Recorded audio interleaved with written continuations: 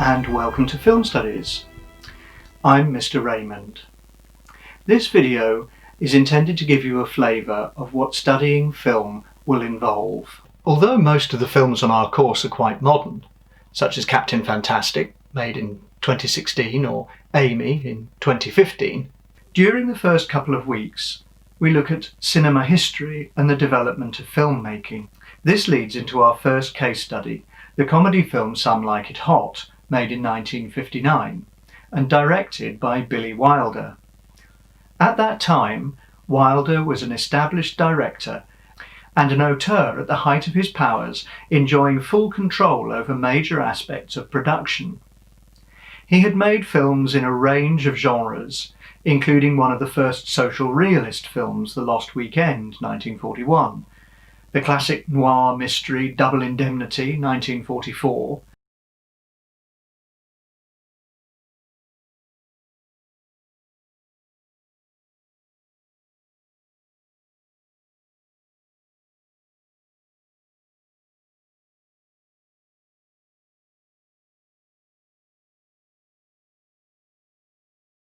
or comedies such as The 7-Year Itch, 1955, also starring Marilyn Monroe. He habitually recast his favourite stars. In his next film, The Apartment, 1960, he would again use both Jack Lemmon from Some Like It Hot and Fred MacMurray from Double Indemnity. The third star of Some Like It Hot, Tony Curtis, was new to Wilder, but was a famous Hollywood leading man with a heartthrob but tough guy reputation. His role in the 1957 film Sweet Smell of Success, set in the tough world of newspaper journalism, shows this. Tony Curtis as Sidney Falco, the kid who had ideas about taking over. But we happen to know I'm your star pupil, because I reflect back to you your own talent. I'd hate to take a bite of you. You're a cookie full of arsenic. On the film course, we watch films all the way through, and an important aspect is both sharing the enjoyment of the film in class as well as discussing it. Now, I'm going to show you a clip from Some Like It Hot and ask you to note down your responses to the way it has been filmed. On the course, you would have much more background to the scene and would understand much more about the characters and where this moment fits into the story. Marilyn Monroe plays a singer who always picks the wrong guy, usually a reckless saxophone player. Tony Curtis is a saxophone player, playing in the same band as Monroe, only so cunningly disguised that she doesn't realise it. No spoilers here to explain this one. In the clip, Curtis adopts a completely different disguise in order to catch Monroe's attention, but without appearing to be too keen and therefore putting her off. Oh, I'm terribly sorry. My fault. You're not hurt, are you? I don't think so. I wish you'd make sure. Why? Because usually when people find out who I am, they get themselves a wheelchair, a shyster lawyer, and sue me for $750,000. Don't worry, I won't sue you no matter who you are. Thank you. Who are you? No, really. Sugar! Come on! Honestly. Cheerio.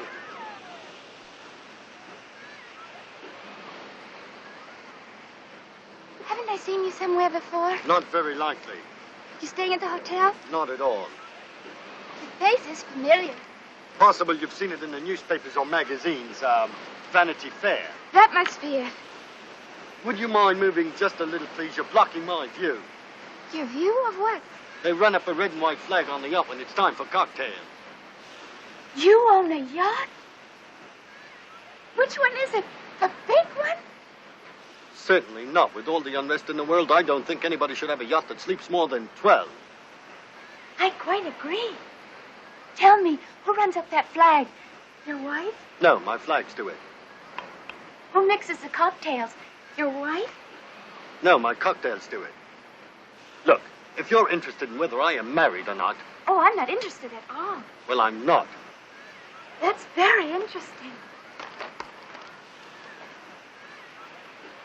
How's the stock market? Up, up, up. I bet while we were talking you made like $100,000. Could be. You play the market? No, the ukulele. And I sing, too. For your own amusement? A bunch of us girls are appearing at the hotel. Sweet Sue and her society syncopators. Oh, you're society girl. Oh, yes, quite. You know, Bryn Mawr, Vassar. We're just doing this for a lark. Syncopators. Does that mean you play that very fast music, jazz? Yeah, real hot. Oh, well, I guess some like it hard. I personally prefer classical music. Oh, I do, too. As a matter of fact, I spent 3 years at the Sheboygan Conservatory of Music. Good school. And your family doesn't object to your career? They do indeed. Daddy threatened to cut me off without a cent. But I don't care. It was such a bore, you know. Coming out parties. Inauguration balls. Opening of the opera. Riding to hound. And always the same 400. You know, it's amazing we never ran into each other before. I'm sure I would have remembered anybody as attractive as you are. You're very kind. I'll bet you're also gentle and helpful. I beg your pardon. You see, I have this theory about men who wear glasses. What theory? I'll tell you when I get to know you better. What are you doing tonight? Tonight? I thought maybe you could come to the hotel and hear us play. I would like to, but that would be rather difficult. Why? I only come ashore twice a day when the tide goes out. Many students take A-level film without having studied the subject before. Others use knowledge from GCSE film or media. What did you make of the extract? I hope you didn't immediately dismiss it because it was in black and white. It was the director's artistic choice to use black and white, even though Marilyn Monroe apparently wanted the film to be made in colour. The technology existed to make the film in colour. Here is a rare colour production still from the beach scene to show how it might have looked. What else did you notice? How the music finished shortly after the start? How simple the editing and camera work is? That must be it. Did it remind you of anything else you have seen? Please, you're blocking my view. I've already made a deliberate assumption that you are more familiar with Marilyn Monroe than Tony Curtis. You own a yacht? Shortly we will watch the scene again with a little more analysis and some film theory. Certainly not. Some of you may have encountered theory of spectatorship before. We're going to pull out a couple of aspects of spectatorship, which is a term for the experience of watching a film. First of all, there is the theory of multiple spectating selves. Then we will add a section of David Chandler's gaze theory. The theory of multiple spectating selves suggests that we watch different films for different reasons, and we gain different pleasures from different films or scenes. The most relevant idea to this scene is the cultural self, where we get meanings generated from memories of other films. In Chandler's gaze theory, I want us to focus on the spectator's gaze, because we know things about the characters that they don't know. Also, the intradiegetic gaze, which is about how the camera shows the characters looking at each other. So let's run the clip again, this time with pauses. See how the clip begins with a dolly zoom. This means the camera is mounted on tracks, slowly moving towards the couple and drawing our attention away from the ball game that Sugar, Monroe's character, has been playing, towards the new character of Junior, who the spectators know is Tony Curtis in a new disguise. Disguise, or people pretending to be someone else, was a recurring idea in many of Billy Wilder's movies.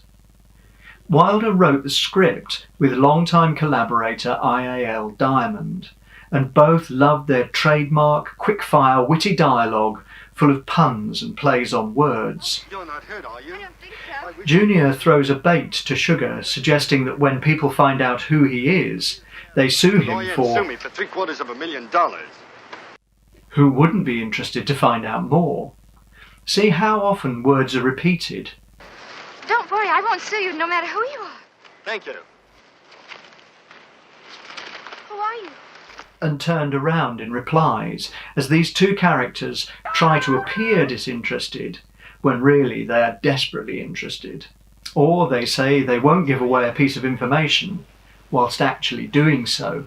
Next, we hear Sugar ask Junior, Haven't I seen you so somewhere before? Not very likely. Which is a question that works differently for the spectator, who knows that Sugar has met this character before in a different disguise. But if we apply the cultural self theory, it works on a different level again. The actor Tony Curtis is deliberately basing his character and accent on another star who was hugely famous to audiences at the time, Cary Grant. Look at this clip of Grant in the 1959 Alfred Hitchcock thriller North by Northwest.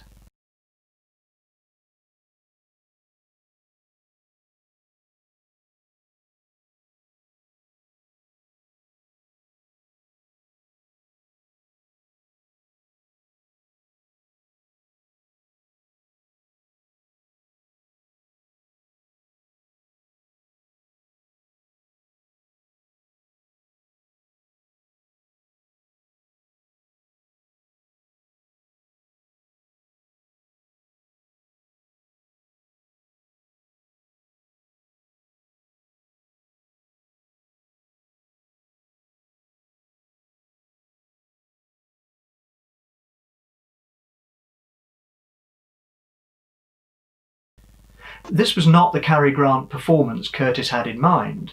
North by Northwest was released 6 months after Some Like It Hot, but it shows Grant's screen persona and how fashionable this kind of glamorous sparring dialogue was.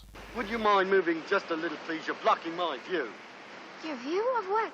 They run up a red and white flag on the up when it's time for cocktails. This is a reverse shot, where we see Sugar from Junior's point of view. We also see the large motor yacht moored offshore. Let's look at the composition of this shot. Some of you will be familiar with the rule of thirds, whereby a well-composed shot uses the horizontal or vertical lines 1/3 in from any edge of the frame. Particularly important are the crossing points of the lines, and we often see a subject's eye lined up with one of the crosses. How does this pattern fit our paused shot here? You might argue that it breaks the rule, and so does this 1959 still frame in much the same way. But listen to the dialogue before the cut. They run up a red and white flag on the up when it's time for cocktails. This is called a motivated cut, where an object is mentioned and the editor cuts so we see that object. Look at the yachts, sitting nicely on the top horizontal of the rule of thirds, drawing our eye to see them in the shot, not just Marilyn Monroe. Then she turns to look at the yachts, and now she is on the left-hand vertical line. The shot reverse shot pattern continues until, as in Junior's mind, Sugar becomes the main focus of the screen. I quite agree. A focus pull is used to blur the yacht in the background, keeping Sugar's features front and centre in the foreground. This shows Chandler's theory of the intradiegetic gaze, where the camera is used to show the spectator how the characters see each other. There is more to explain in this terminology, which we will cover during the course, but what we see is how the spectator is drawn into the world of the characters and helped to understand how they are feeling. The opposite of this effect would be the character showing their feelings directly to the audience by looking into the camera with the knowledge that the spectator exists. Don't look in the camera. Don't look at the camera. Chandler calls this extradiegetic gaze. Diverging from Some Like It Hot, for an example, we can turn to the master of the art, Oliver Hardy. Here in Me and My Pal, made in 1933, originally in black and white, Oliver Hardy is waiting in a cab with his best man, Stan Laurel, to get to his wedding, while the cab driver has been distracted by a jigsaw puzzle. Watch how Hardy, on the right of the screen, engages the audience directly. Go in and see what's happened to that driver.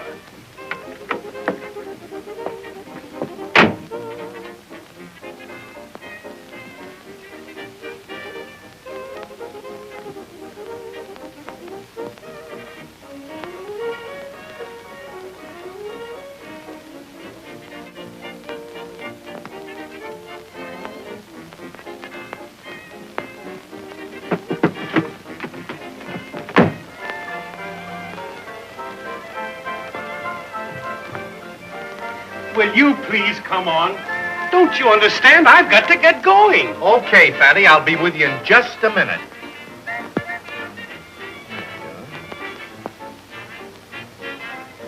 sir. Just a little more straight edge. Returning to our clip, listen for the patterns in the dialogue again and more repeated words. I quite agree. Tell me, who runs up that flag? Your wife? No, my flags do it. Who mixes the cocktails? Your wife? No, my cocktails do it. Look, if you're interested in whether I am married or not, Oh, I'm not interested at all. well, I'm not. That's very interesting. Here we cut away from the shot-reverse shot pattern to a two-shot, indicating that the couple are becoming a little more intimate. Keep thinking about the rule of thirds. Junior on the top horizontal, Sugar on the right-hand vertical. Now, Sugar is pretending to be someone she isn't. A rich society girl. Oh, you're a society girl. Oh, yes, quite. You know, Bryn Mawr, Vassar. We're just doing this for a lark. Syncopators. Does that mean you play that very fast music, jazz? Yeah, real hot. Oh, well, I guess some like it hot. I personally prefer classical music. She is made more alluring in Junior's gaze by the use of soft focus to soften the edges of her features. This was conventional in the 1940s and 1950s to create a feminine effect. Look for the hard focus when we cut back to the male character. You won't find this somewhat sexist effect used much today. Here, the two-shot allows us to see the couple move closer to one another. The sequence ends with Sugar in danger of overdoing her questions, What are you doing tonight? forwardly asking Junior what he's doing tonight, Tonight? but saving the situation by making it clear that she wants him to see her I thought band maybe you could play. come to the hotel and hear us play. The narrative of the film now has an enigma to solve. How will these two establish a relationship without revealing who they really are? I would like to, but that would be rather difficult.